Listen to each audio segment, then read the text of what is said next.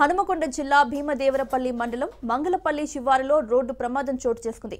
ద్విచక్ర వాహనాన్ని టిప్పర్ ఢీకొన్న ఘటనలో బసిరెడ్డి శ్రీనివాస్ అనే వ్యక్తి అక్కడికక్కడే మృతి చెందాడు.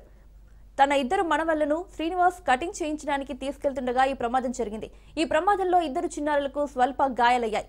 మరోవైపు తమకు న్యాయం చేయాలంటూ బాధిత కుటుంబం మృతదేహంతో సిద్దిపేట హనుమకొండ ప్రధాన రహదారిపై ఆందోళనకు దిగారు.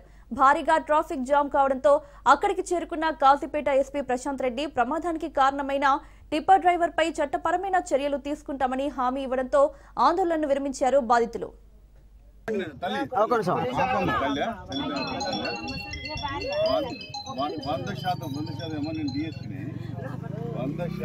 ఇందులో మీరు ఒక్కరోజు ఇక్కడ కూర్చొని పోయినా మీరు ఒక్కరోజు మాట్లాడిన పద్ధతి సంస్కారం మీరు సపోర్ట్ చేయాలి.